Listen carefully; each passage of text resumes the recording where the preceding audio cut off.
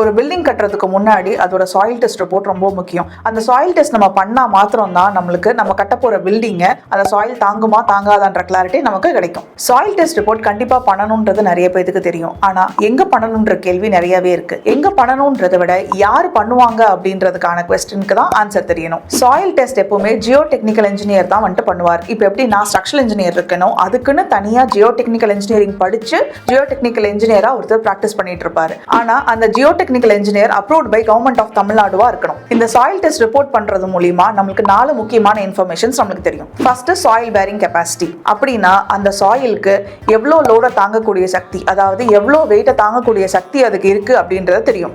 Second, nature of soil.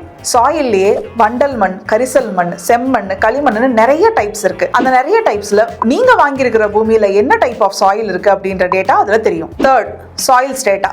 ஒரு foundation design பண்ணும் போது நம்ம பூமியில மேல என்ன மண் இருக்குன்னு தெரிஞ்சா மட்டும் பத்தாது. எவ்வளவு ஆழத்துல என்ன டைப் ஆஃப் மண் இருக்கு, அந்த மண்ணோட தன்மை என்னவா இருக்கு அப்படின்றதும் நமக்கு தெரியணும். இந்த டெஸ்ட் பண்ணும் போது நம்மளுக்கு அதோட டேட்டா நமக்கு கிடைக்கும். ஃபோர்த், ஜியோ டெக்னிக்கல் இன்ஜினியரோட ரெக்கமெண்டேஷன்ஸ். ஜியோ டெக்னிக்கல் இன்ஜினியர் என்ன டைப் ஆஃப் ஃபவுண்டேஷன் போலாம், எவ்வளவு டெப்த்ல வந்துட்டு அந்த ஃபவுண்டேஷன் இருக்கணும் அப்படின்ற ரெக்கமெண்டேஷன் இதுல கொடுத்திருப்பாரு. இந்த டேட்டாவை வச்சு தான் ஒரு ஸ்ட்ரக்சரல் இன்ஜினியர் ஃபவுண்டேஷனை டிசைன் பண்ண முடியும். இந்த சாயில் டெஸ்ட்டை பண்ணாம ஒரு பில்டிங்கை டிசைன் பண்ணி கன்ஸ்ட்ரக்ட் பண்ணலாமா அப்படின்ற கேள்வி நிறைய பேருக்கு இருக்கும். ஆனா அந்த மாதிரி கன்ஸ்ட்ரக்ட் பண்ணும் போது அதோட ஸ்ட்ரென்த்தும் ஸ்டெபிலிட்டியும் ஒரு பெரிய கேள்விக்குறி தான். இதை பத்தின இன்னும் உங்களுக்கு கிளாரிட்டி வேணும் அப்படின்னா என்னால உங்களுக்கு சப்போர்ட் பண்ண முடியும்.